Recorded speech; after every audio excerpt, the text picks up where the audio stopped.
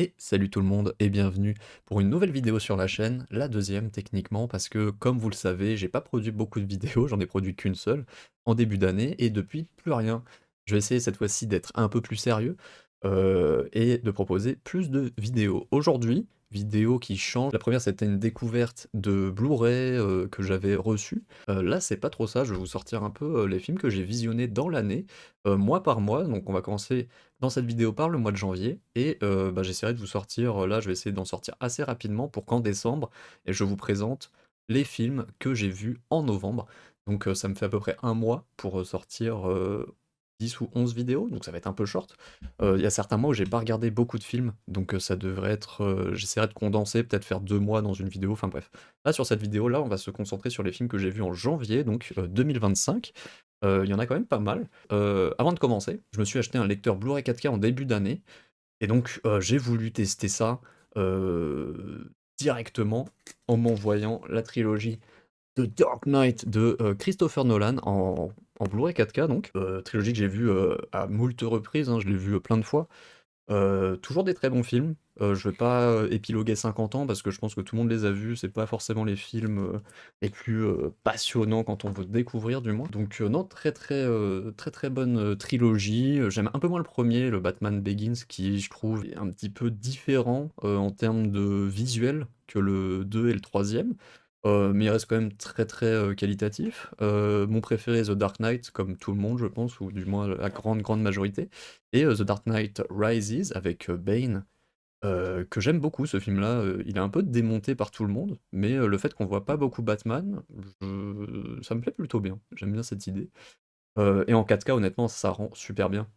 Sur le 2 et le troisième, ce qu'ils ont fait, c'est que dès que c'est filmé en IMAX, on a vraiment le full ratio, on n'a pas les bandes noires sur tout ce qui a été tourné en IMAX, donc ça c'est trop trop bien.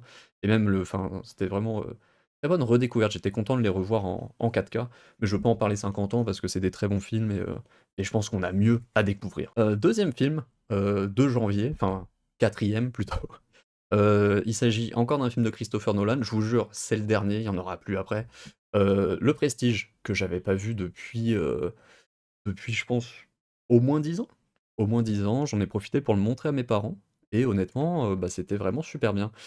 Pour ceux qui connaissent pas, le Prestige, c'est un film de magiciens, donc c'est-à-dire qu'il y a une rivalité entre 2 magiciens qui sont joués par, Christian Bale et Hugh Jackman. Ils vont essayer de s'affronter, savoir qui est le meilleur magicien, qui a le meilleur tour, essayer de déceler le tour des autres en se foutant un peu des bâtons dans les roues et après il y a forcément le twist de fin qui, est assez connu. Mais honnêtement, je vous le conseille si vous l'avez pas vu. Très, très bon film. Un des meilleurs de Nolan d'ailleurs, je pense, un de mes préférés du moins. Ensuite, toujours dans cette, envie de tester mon lecteur Blu-ray 4K, je me suis envoyé Le Hobbit, premier du nom. Heu, Pourquoi ça? Je ne sais pas.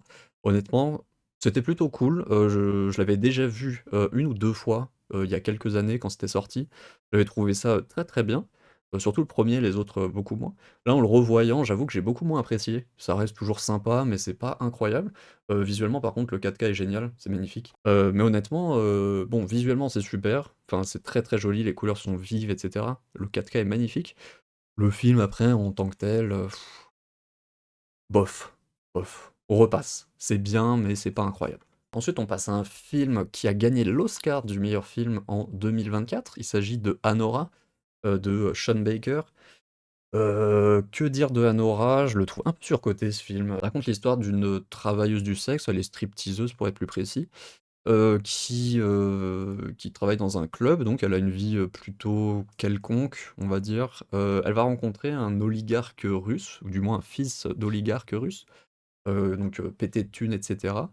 Ils vont se marier, sauf que ça va pas plaire à la famille et le papa va envoyer, bah, sa brigade pour faire en sorte qu'ils ne soient plus mariés. Ça parle un peu du rêve américain qui se brise, ça a pas mal de thématiques assez intéressantes. Le film est pas nul, le film est plutôt OK, mais j'avoue que j'ai pas été autant emballé que la majorité des gens. Le Oscar du meilleur film, je pense qu'il y avait peut-être mieux. cette année-là. Oscar de la meilleure actrice pour, Mickey Madison, ça je suis plutôt d'accord, elle joue super bien. Il y a Yuri Borisov aussi qui joue super bien, incroyable son rôle. Après honnêtement, tout le film est très long, enfin je trouve que pendant 2 heures, on se fait un peu chier au bout d'un moment. La fin est très bien par contre, la fin du film est superbe, mais je trouve que pendant le film, on se fait chier, il y a pas grand-chose qui se passe, je vois où ça veut en venir, mais je suis peut-être passé à côté, hein, c'est possible, faudrait que je le revoie, peut-être un jour je le reverrai. Mais je trouve que c'est pas le meilleur Sean Baker que j'ai pu voir. Donc assez déçu de Anora. Ensuite, on passe à un film qui a pas du tout été oscarisé, et vous allez comprendre pourquoi. Il s'agit de Carry On, qui est dispo sur Netflix. Au niveau du speech, ça parle d'un agent de sécurité d'aéroport qui, par hasard, malheureusement, va se retrouver à devoir être au scan des affaires des voyageurs. Il y a un terroriste qui va réussir à le contacter et lui mettre la pression pour qu'il fasse passer un bagage en particulier. Lui, il va essayer de tout faire pour ne pas le faire, sauf que, bah, il va être plus ou moins obligé parfois. Et voilà, c'est un gros film d'action, c'est très, très bien rythmé, ça, y a rien à redire sur ça, honnêtement, on se fait pas chier. Par contre, c'est vraiment con, hein. Vous y allez vraiment pour le délire, pour, vous amuser un peu, c'est un film qui est un peu amusant, mais franchement, faut pas chercher midi à 14h, c'est pas incroyable. C'est, très Netflix, on ressent vraiment le côté Netflix. Voilà, je vous le recommande pas spécialement. Ensuite, on passe à un film allemand, Nosferatu, excusez-moi, le bon sens, c'est toujours mieux. Nosferatu, Fantôme de la nuit, donc de Werner Herzog. C'est pas le dernier qui est sorti, ni le tout premier. C'est une version qui est plutôt cool de Nosferatu, donc c'est la même histoire, hein, concrètement. Histoire de vampire, c'est la même histoire que Dracula aussi, c'est juste que c'est une question de droit. Nosferatu, ça coûte moins cher, il y a pas une question de droit vis-à-vis de l'œuvre, originale. Le film est plutôt cool honnêtement, un petit peu déçu du Blu-ray par contre parce que le Blu-ray ne propose qu'une piste, version française, alors que le film a été tourné je pense en anglais ou en allemand. Il y a Isabelle Adjani dedans certes, mais il y a des acteurs qui ne parlent pas français, donc enfin bref, c'est en VF. J'ai pas trop apprécié ça, mais je crois qu'il y a pas 50 000 Blu-ray de Nosferatu, de Werner Herzog. Donc plutôt sympa, sympatoche. Je pense que c'est un de mes Nosferatu préférés, entre les 3 que j'ai pu voir. Peut-être le tout premier est vraiment bien, mais c'est un peu mal vieilli vu que c'est un film muet et cetera, faut un peu le tanker. Mais celui-ci est très, très bien honnêtement, je vous le conseille si vous l'avez pas vu, Nosferatu, Fantôme de la nuit. Ensuite, on passe à un revisionnage, pareil en 4K, j'ai acheté le Blu-ray 4K spécialement pour le revoir. Le pianiste de Roman Polanski. Bon, je veux pas m'éterniser sur le réalisateur, il a, je pense suffisamment de casseroles à son cul, voilà, hein, on lui chie à la on lui chie à l'arrêt. Mais le film est très, très bien. Franchement, Le Pianiste, super film, grand classique. Ça parle de l'histoire d'un pianiste pendant la Seconde Guerre mondiale en Pologne, donc un pianiste juif, qui va essayer de s'en sortir, malgré le fait ils sont parqués dans des ghettos, ça se passe à Varsovie. C'est très émouvant, c'est très, très bien joué, Adrien Brody joue super bien, c'est incroyable. Et honnêtement, le 4K est super bien réalisé. J'ai vu après avoir vu le film comme quoi le 4K, ils ont modifié certaines choses, donc artistiquement, c'est pas incroyable. Mais ça reste un très, très bon film et j'étais content de l'avoir revu, ça a pas changé l'avis que j'en avais à l'époque, ça reste un très, très bon film, je vous le conseille. On passe à un film d'animation maintenant, film oscarisé en 2024. Il s'agit de Flow. C'est l'histoire d'un chat tout simplement, qui va subir une sorte de bouleversement climatique, c'est-à-dire que l'eau va commencer à monter et lui va devoir survivre ainsi que tous les animaux, qui vont un peu se joindre, qui vont se mettre sur des bateaux et cetera. Ça parle un peu de son périple tout simplement, chose assez originale, aucun des animaux dans le film ne parle, donc c'est totalement muet, c'est des animaux, ils font que des bruits d'animaux et ça n'en reste pas moins, touchant, super bien et honnêtement, ça passe, super vite. Les animations sont incroyables. C'est un petit studio, hein, qui a fait ça, je crois que c'est une petite équipe, ils doivent être une petite dizaine et encore et ça a été fait sur le logiciel Blender qui est plutôt utilisé d'habitude pour le jeu vidéo. Là, c'est pas le cas, c'est un film d'animation donc et ça prouve comme quoi, bah, il y a pas que les gros studios qui remportent ce genre, de récompenses, donc ça fait très plaisir et honnêtement, si vous l'avez pas vu, je vous le conseille, ça c'est assez court, hein, je pense que c'est, 1h20 ou quelque chose comme ça et c'est magnifique, très, très, très, très belle histoire. On passe à un film danois avec, Mads Mikkelsen, je me souviens plus du réalisateur, est-ce que c'est marqué? Voilà, Nicolas Arcel qui nous propose Royal Affair. J'adore Mads Mikkelsen, J'aime beaucoup les films, danois en général et celui-ci avait été plutôt cool, film historique donc sur le début un peu de la Renaissance au Danemark, sur le fait que, Mads Mikkelsen joue le rôle d'un médecin, qui va devenir ami avec un roi, le roi du Danemark en l'occurrence, et qui va en même temps, bah, courtiser sa femme et il va y avoir une sorte de triangle amoureux dans le film. Mais ça raconte pas que ça raconte aussi le bouleversement que ce médecin va mettre en place, à savoir rendre la société beaucoup plus moderne et la moderniser et arrêter cet âge où, la religion et le dogme, contrôlent tout. Donc c'est vachement intéressant honnêtement et très, très bon film. Mads Mikkelsen joue super bien. C'est un petit peu long mais ça se laisse regarder. Moi je me suis pas ennuyé. Donc si vous aimez bien Mads Mikkelsen et les drames historiques, je pense que vous allez vous régaler avec celui-ci. On passe maintenant à un film indien, c'est un grand classique du cinéma indien. Il s'agit de Pater Panchali, c'est-à-dire en français je crois, La complainte du sentier. Donc ça fait partie de la trilogie d'Apu, réalisée par, Satyajit Ray. Désolé si j'ai, déformé son nom. Ça parle d'un petit garçon qui s'appelle Apu, qui essaye de grandir dans un milieu très, très rural, hein. On parle c'est-à-dire de maisons qui sont, vraiment délabrées, limite la pluie rentre dedans et cetera. C'est des conditions assez compliquées. Et bah, tout ce que ça induit, c'est, je pense, ça se veut très réaliste, on va dire. C'est du cinéma qui se veut très réaliste et pour le coup, ça l'est plutôt. Et honnêtement, très, très bonne surprise, c'était très bien joué, j'en ai appris beaucoup et non franchement, très bon film et réalisateur, très connu, en Inde surtout, mais un petit peu aussi dans le monde entier. Il a fait beaucoup de classiques et cette trilogie en fait partie. Donc j'ai pas vu les autres encore, va falloir que je les voie.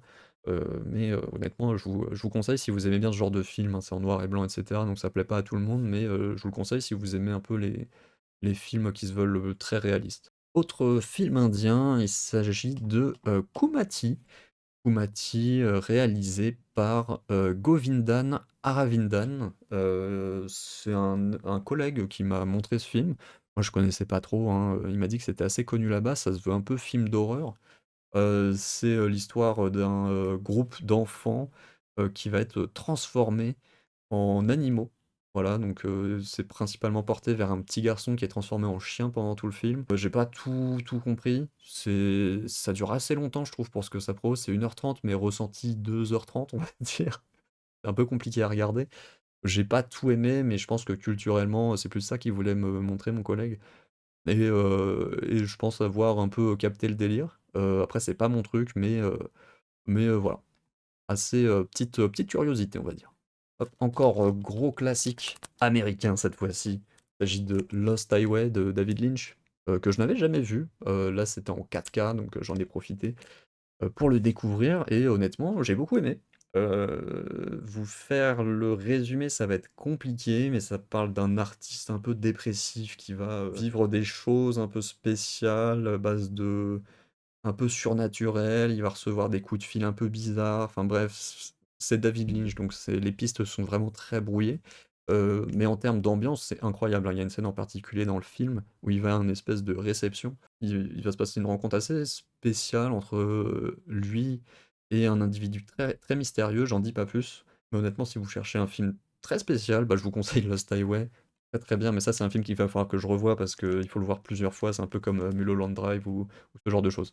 On passe encore à un revisionnage, film que j'avais déjà vu il y a pas mal de temps, qui est ressorti au cinéma. En gros, j'ai vu 2 fois cette année, je l'ai vu une fois au cinéma et une fois je l'ai montré à mes parents et il s'agit de Requiem for a Dream, qui parle, bah, de tout simplement, le portrait de plusieurs personnes, qui sont un peu toutes liées et de leur, descente aux enfers, plus particulièrement due à la drogue. C'est un film assez terrible, hein, il y a plein de scènes, vraiment violentes. Le montage est vraiment énergique. C'est, les musiques, surtout les musiques sont incroyables. Je pense que ce film est très connu pour ses musiques. Un des meilleurs rôles de Jared Leto et il y en a pas beaucoup, donc c'est à noter et bah, je l'ai pas précisé, mais film de Darren Aronofsky. Donc voilà, un de ses meilleurs, grand classique. Donc je vous le conseille, mais faut être accroché. Ensuite, on passe à quelque chose de beaucoup plus léger. Il s'agit de, Sous la scène. Voilà, tout simplement, film Netflix, réalisé par Xavier, Gans. Je sais pas, il est connu pour quoi? Je regarde vite fait. Que de la merde a priori, il a fait Hitman, des films d'horreur qui ont l'air un peu pourris. Bref, voilà, le film est à chier, je pense que c'est un des pires films que j'ai pu voir dans ma vie. Mais c'est très drôle à regarder honnêtement si vous faites une soirée entre amis, vous cherchez un film à la con à regarder, bah, Sous la Seine, c'est incroyable. Un film de requin, donc c'est un requin en gros qui arrive, sur Paris, dans la Seine. Donc déjà, voilà, on nous fait comprendre que par des mutations, il peut aller dans de l'eau douce. Bon, pourquoi pas? Et il y a Bérénice Bejo qui joue le rôle d'une spécialiste en requin qui va essayer de contrecarrer, de faire en sorte de se débarrasser du requin, sauf qu'il se multiplie. Enfin bref, c'est un gros navet. C'est incroyable, c'est très mal joué, il y a pas grand-chose qui va dans le film, honnêtement, même les effets spéciaux sont pas dingues, le budget est énorme, vu la qualité du film, enfin bref. C'est un peu honteux, mais j'avoue que j'ai bien rigolé. Donc rien que pour ça, je vous le conseille si vous faites une petite soirée entre amis. On arrive maintenant à un film d'horreur, il s'agit de Thanksgiving. C'est assez bof, hein, ça raconte l'histoire, en gros il se passe une tragédie lors du Black Friday où il y a plein de gens qui meurent parce qu'ils se rentrent dedans, il y a des mouvements de foule, etc. Ça fait beaucoup de morts. Et il y a une personne qui est masquée, qui va se venger des personnes qui ont créé un peu ce conflit. Il y a pas grand-chose à dire, c'est plutôt violent, c'est gore, ça raconte pas grand-chose. C'est pas le pire film, ça se regarde bien honnêtement, mais c'est pas le meilleur film d'horreur, hein, je vous le recommanderais pas, si vous voulez, gagner un peu de temps et que vous aimez bien les films d'horreur, il y en a beaucoup, surtout cette année à regarder, donc honnêtement celui-ci, vous pouvez passer outre, il y a pas de souci. On arrive cette fois-ci à un biopic, il s'agit de A Complete Unknown, Un parfait inconnu en français. Avec Timothée Chalamet, film de James Marshall, qui raconte l'histoire de Bob Dylan tout simplement. C'est un biopic qui se veut très, très classique. Il y a rien de d'incroyable dans ce biopic. Ça fonctionne très bien, hein, il y a rien à redire, la réalisation est propre et cetera, mais ça reste très classique. Timothée Chalamet joue très, très bien, honnêtement. Edward Norton aussi, joue super bien. Elle Fanning aussi, enfin bref, le casting est dingue. Le film est plutôt bien, mais comme je vous dis, c'est très classique. Mais ça permet d'en apprendre un peu plus sur Bob Dylan. Moi, je connaissais pas trop sa vie. J'aime bien ses musiques, mais je connaissais pas trop sa vie. J'en ai appris pas mal. Voilà, j'ai pas grand-chose à dire sur le film. Il est très correct. Voilà.